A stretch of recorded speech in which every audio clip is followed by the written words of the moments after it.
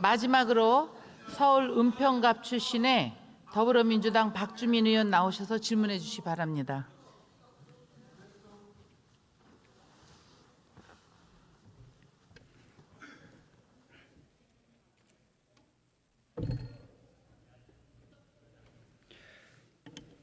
존경하고 사랑하는 국민 여러분, 그리고 김영주 국회 부의장님과 선배 동료 의원 여러분, 국무총리와 국무위원 여러분, 더불어민주당 박주민 의원입니다. 오늘은 폭우로 실종된 분을 수색하다가 급류에 휩쓸려서 순직한 해병대원의 49제입니다. 국가를 위해서 그리고 국민을 위해서 일하다가 목숨을 잃은 이 청년을 영원히 기억하겠습니다. 그리고 그의 희생을 헛되이 하지 않기 위해서 이 사건의 진상을 낱낱이 밝히겠습니다.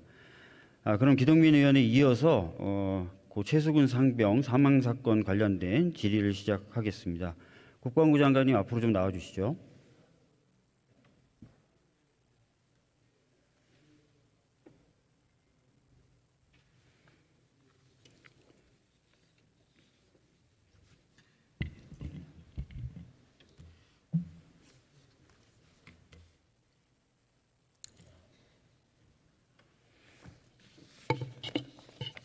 장관님, 예, 일병 맞습니다. 사망 사건 아시죠? 예, 처음에 만두 먹다 질식했다고 발표가 됐어요. 예, 그렇습니다. 근데 진짜 그랬나요? 그렇지 않았습니다. 그렇죠? 지속적인 괴롭힘과 집단 폭행으로 사망을 한 사건이죠. 네, 그렇습니다. 자, 이해람 중사 사건 아시죠? 예, 이해람 중사는요, 본인의 억울함을 풀어줄 수 있는 수사가 시작된 후 이틀 만에 수사가 시작됐는데 스스로 목숨을 끊습니다. 그리고 자신이 자살하는 그 상황을 직접 핸드폰으로 촬영해서 가족들에게 남깁니다. 왜 그랬을까요? 수사가 시작됐는데, 정작 수사가 시작됐는데 왜 그랬을까요? 그 이유를 제가 단정적으로 말씀드리기는 제한됩니다. 성추행을 당했을 때 이해람 중사의 상급자 이렇게 얘기했다고 합니다. 신고할 테면 신고해봐. 왜 이런 말이 가능했을까요? 그 배경은 제가 정확하게 판단하기 어렵습니다. 군내에서의 사망 사건에 대한 수사 제대로 이루어지지 않았죠. 오히려 군에서의 치부를 가린다라는 등의 이유로 계속해서 왜곡돼 왔고, 가해자 역시도 그걸 믿었기 때문에 이해람 중사에게 이런 말을 자신 있게 할 수 있었고, 이해람 중사는 아까 말씀드린 대로 수사가 시작됐지만 절망 속에 목숨을 끊을 수밖에 없었습니다. 문제가 되자 군에서는 사상 최초로 특임검사까지 임명해서 수사합니다. 그러나 나중에 특검이 관여해서 낸 결론과 매우 달랐습니다. 이해람 중사 사망 후에 제가 이해람 중사가 안치돼 있었던 수도 병원에 갔었어요. 저 굉장히 큰 충격을 받았습니다. 왠지 아십니까? 수도병원에 안치되어 있는 시신이 아주 오랫동안 가족들이 찾아가지 않고 안치되어 있는 시신들이 너무나 많았습니다. 왜 가족들이 시신을 안 찾아갔을까요? 사망 원인에 대해서 군 수사기관이 밝힌 것을 믿지 못하겠다. 진상을 밝혀달라 그러면서 길게는 3, 4년 동안 자기 자식의 시신을 찾아가지 않았었습니다. 자, 그래서 여야가 힘을 합쳐서 군사법원법을 개정하게 됩니다. 어떤 방향으로 개정을 했을까요? 3대 범죄에 대해서는 민간 경찰과 검찰로 이관하는 것이었습니다. 왜 이관하죠? 중대한 범죄라고 보고 거기에 대한 수사의 공정성, 재판의 공정성이나 투명성을 높이기 위해서 그렇다고 저는 이해를 하고 있습니다. 네, 어렵게 말씀하셨지만 쉽게 얘기하면 군에서의 개입을 배제하겠다. 특히 지휘부의 간섭을 배제하겠다라는 취지였습니다. 알고 계시죠? 네, 그렇습니다. 네. 근데 법을 개정할 때 법문에 그런 걸 최대한 담으려고 노력했지만 법문원에는 담을 수 있는 한계가 있습니다. 그걸 보통 법 기술의 한계다라고 부릅니다. 보통 그래서 부족한 부분은 해석을 통해서 메우게 됩니다. 이 정도는 알고 계시죠? 네, 그렇습니다. 네. 자, 법 해석의 첫 번째 기준으로 들고 있는 것은 보통 입법자의 의도입니다. 그걸 알고 계시죠? 예, 입법의 취지라는 거 저는 이해하고 그렇습니다. 있습니다. 정확하게 말씀해 주셨습니다. 자, 이 법을 개정함에 있어서의 입법 취지는 과연 어땠는지 한번 보여드리도록 하겠습니다. 자, 보시면 이 법의 해당 조항, 민간 수사기관으로 이첩해야 된다는 조항을 심의하면서 법무부 차관이 이렇게 얘기합니다. 법률적 용어로서의 인지란 단어가 인지하면 이첩하게 돼 있으니까 아니면 사실상 발견한 건지 이런 부분이 좀 헷갈린다라고 문제를 합니다. 그래서 제가 이렇게 얘기합니다. 그냥 사실을 알면 바로 딱 신속하게 이렇게 얘기하고 법무부 차관뿐만 아니라 국방부 차관에게까지도 동의를 받습니다. 그러면서 의사록에 명확히 기재하겠다라고 했습니다. 자, 법률적 용어로서의 인지가 아니다라고 분명히 기재가 되어 있습니다. 자, 강성국 차관이 법률적 인지와 구분해서 물어보자 법률적 인지가 아니다라고 제가 확인을 하죠. 그렇죠? 네, 제가 앞에 문장을 자세히 못 봤습니다. 저희들은 법률적 인지로 이해를 하고 있는데 아닙니다. 강성국 차관이 법률적 인지와 사실을 그냥 인식하는 부분을 두 개로 나눠서 질문합니다. 그래서 제가 법률적 인지가 아니라 사실을 확인하면 바로 딱이라고 얘기합니다. 아셨죠? 네, 말씀하십시오. 네. 예. 자, 바로 딱 신속하게. 바로도 아니고 딱도 아니고 신속하게도 아니고 바로 딱 신속하게입니다. 그리고 범죄 사실을 알면 바로 딱 신속하게입니다. 예, 자, 장관님, 범죄 사실을 아는 주체가 누굽니까 여기서? 아는 주체는 우리 군 수사기관입니다. 그렇죠. 예, 초기 조사는 군 수사기관이 하기 때문에 예, 그렇습니다. 규정도 그렇게 판단하는 돼 있고 거예요. 법문도 그렇게 돼 있습니다. 예, 그렇습니다. 수사기관이 예, 사실을 알면 바로 딱 신속하게입니다. 예, 그렇습니다. 예. 장관이 알면입니까? 아닙니다. 부대장이 알면입니까? 그렇지 않습니다. 그죠? 수사기관이 예, 수사기관 알면 됩니다. 알면 바로 그러나- 딱 신속하게죠. 그러나 그 사망 사건이 범죄 사실이 있는지, 범죄 혐의가 있는지 없는지 판단하기 위해서는 기본적으로 조사를 해야 되지 않습니까? 조사를 하고 법리 판단을 해야 되지 않습니까? 그 과정에 시간이 걸린다는 겁니다. 그래서 지난 1년 4개월 동안 전체 6건이 있었지 않습니까? 전부 보면은 2달에서 3달이 소요되었습니다.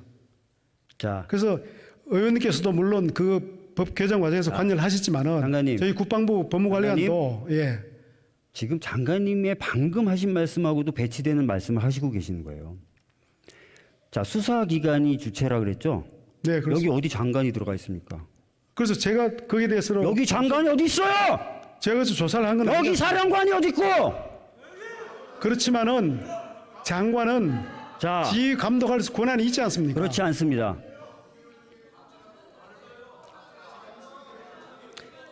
많은 분들이 장관에게 또는 사령관에게 그런 명령 권한이 있다는 말씀을 반복적으로 하세요. 장관님, 법률이 우위입니까? 장관의 명령이 우위입니까? 법률이 위입니다. 예. 당연하죠. 예, 그렇습니다. 법률이 뭐라고 돼 예, 있어요? 법에 근거해서 명령을 하는 겁니다. 예, 법률이 여기 뭐라고 돼 있어요? 아까 제가 규정도 보여드리고 했잖아요. 거기 장관이 판단할 수 있다고 돼 있어요. 아니, 그런 말씀하신 내용은 대로 없지만은 수사기관이 예. 사실을 알면 바로 딱 신속하게 하게 돼 있죠. 근데 개정된 군사법원법에 따르면은 장관도 지휘 감독할 권한이 있습니다. 아닙니다. 예. 아니라니까요. 제가 명시적으로 그 법의 각군 참모총장과 개정 취지에 대해서 해병대 말씀을 사령관을 드렸습니다. 통해서 지휘 감독한다고 자, 되어 있습니다. 그거는 수사 권한이 군사 경찰이나 군 검찰에게 있을 때의 경우를 얘기하는 겁니다. 지휘가 가능하다는 것. 이것은 관할의 문제예요. 관할로 이미 사망 사건의 경우에는 군의 관여권이 없어요. 그래서 거기에 대해서 어떠한 지시나 아닙니다. 판단도 하실 수가 없어요. 의원님, 모든 사망 사건에 대해서 군의 관할권이 없는 건 아니지 않습니까?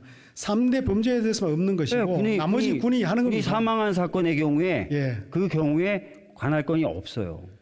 그러니까 그 원인 제공을 한 그 행위가 있는지 없는지를 판단하기 위해서 그 판단의 주체를 제가 아까 흥분해서 말씀드렸지만 장관이라고 법에 돼 있지 않다니까요. 그렇습니다. 장관이 하는 게 아니라 경찰이 하도록 돼 있고 그렇습니다. 검찰이 하게 돼 있어요. 그리고 그렇죠. 예. 판단이 쓰는 순간 바로 딱 지시없이 신속하게 위반하는 겁니다. 예. 넘기게 돼 있습니다.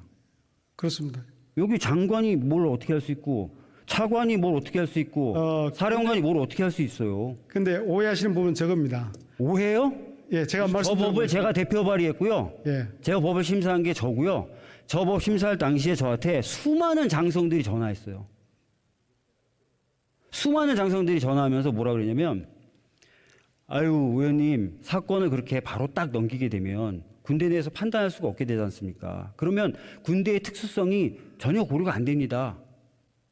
또는 바로 그렇게 넘기게 되면 군의 지휘관으로서의 지휘권이 약화됩니다. 그런 얘기 다 하셨어요. 저희 법사위원들 모여서 회의하면서 다 그런 상황 공유했고요. 결과적으로 그런 주장 안 받아들이기로 한 겁니다. 다시 정리해서 말씀드릴게요. 장관이든 부대장이든 관여하지 마라. 라고 판단하고 정리하고 만든 조문입니다. 의원님, 그 수사에 대해서 장관이 구체적으로 관여는 하지 않지 않습니까? 아니요? 이번 경우는 아니요? 이번 경우는 이번에 다른 분명히 문제입니다. 그렇게 얘기하셨죠. 수사에 관여하는 건 아니고 이번에 분명히 재검토 지시하셨죠. 그렇습니다. 예. 왜 재검토 지시하셨어요? 그러니까 지휘 관계에 있는 8명 그러니까요. 전부를 업무상 과실치사 혐의로 했기 때문에 지금 그 말씀하신 법리 게 판단이 지금 말씀하신 게 내용에 관여한 게 아니에요? 바로 그거예요. 아니 하지 말라는 거예요.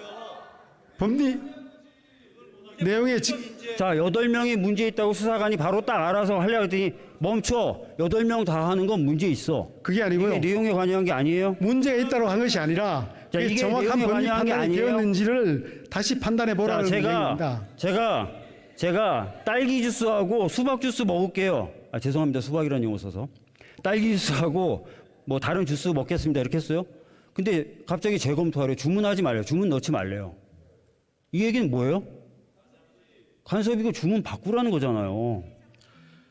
자, 그래서 지금 장관님이나 많은 사람들이 하는 얘기가 죄송한 말씀이지만 저한테는 말장난으로 느껴져요.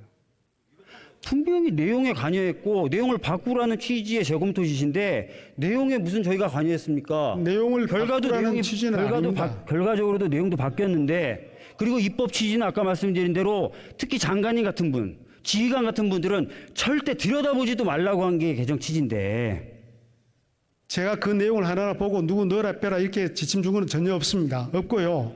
방금 얘기하셨잖아요. 8명 다 하는 건 문제가 있을 것 같아서 재검토 지시했다고. 위법 사실이에요. 안 되는 걸 하신 겁니다. 안 되는 제가 것을. 법리 판단이 정확한 것인지 자, 다시 한번 검토할 필요가 있다고 판단합니다. 장관님 스스로도 앞뒤가 안 맞는 말씀을 하고 계시다는 걸 다시 한번 확인할 수 있었습니다. 장관님 들어가 주시고요.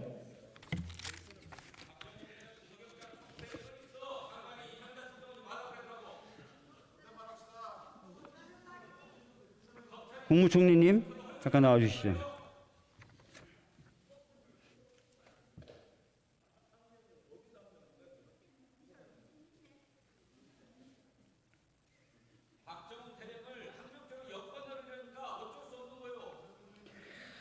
총리님, 최근에 일제 강제 동원 피해자에 대한 제3자 변제 공탁 받아들여지지 않자 법원에 이의 신청했는데 또 이의 신청이 법원에 의해서 기각됐던 것들 알고 계시죠? 네, 15명 중에서 11명은 받아주셨고요. 나머지가 안 됐습니다만 그거는 예, 맞습니다. 의원님. 맞죠? 지금 이의 신청을 정부 측에서 한 게 12건인데 그중에 10건의 결정이 이미 나왔습니다. 2건은 지금 진행 중인데요. 이 10건이 모두 다 기각 결정이 나왔어요. 정부의 제3자 변제 공탁 받아들일 수 없다는 취지였습니다. 판결문 내용 잠깐 보실게요. 자, 이렇게 돼 있습니다. 제3자 변제를 한 다음에 구상을 하지 않으면, 그 일본 전범기업에 구상을 하지 않으면 전범기업으로부터 손해배상을 받고 싶은 피해자들의 그런 기본권 이런 것들이 침해되기 때문에 제3자 변제 방식으로 이것을 해결할 수 없다라는 취지의 기재가 되어 있습니다. 근데 저 결정이 아까 말씀드렸던 10건의 결정에 다 동일하게 담겨 있어요. 그런데 우리 윤석열 대통령은요, 이미 일본에서 기자들과 회견을 하면서 구상권은 상정하지 않는다라고 얘기했어요. 구상을 할 생각은 없다라고 했어요. 자, 그러면 법원의 판결에 의해서 유지될 테고 대통령은 또 구상을 안 하겠다 그러면 저 해법은 작동되는 해법입니까? 저는 우선 이 법에 대해서 우리 의원님 이상 더 전문가가 어디 있겠어요. 제가 우선 그 말씀을 드리고 제가 말씀드릴 수 있는 것은 이 딱 하나입니다. 이것이 어떤 법원의 판정을 받든 정부, 이 경우에 정부라고 해야 될지 재단이라고 해야 될지 모르겠습니다만은 재단으로서의 할 수 있는 모든 법적 절차는 밟을 수 있도록 그렇게 해 주십시오. 그리고 지금 말씀하신 이 사항, 이런 것들이 예를 들면 구상권에 문제가 있고 하다는 거는 다 이 결정을 할 때 법률가들하고 다 검토를 했다. 제가 그 말씀만 드리겠습니다. 더 이상은 제가 판결문 읽어보시면 이런 표현도 나옵니다. 아니 의원님하고 다만 금전적으로 손해를 배상하는 것으로 정신적인 손해나 이런 것까지 다 배상할 수도 없다. 그런 걸 강제하는 건 인격을 모독하는 것이다라는 표현도 담겨 있어요. 아니 저는 자, 그런데 또 불구하고 정부가 계속 이 방법을 강제하거나 강요하는 거 그 자체가 저는 강제동원 피해자에 대한 2차 가해, 3차 가해, 4차 가해라고 생각합니다. 저는 그렇다고 생각하지 않습니다. 성님님 들어가 주십시오.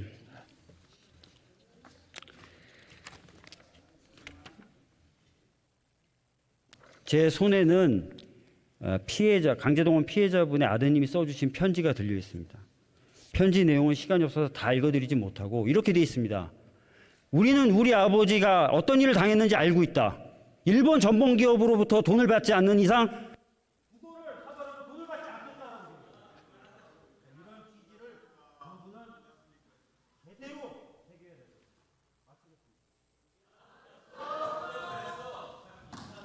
박주민 의원 수고하셨습니다. 이상으로 외교, 통일, 안보에 관한 질문을 종결할 것을 선포합니다.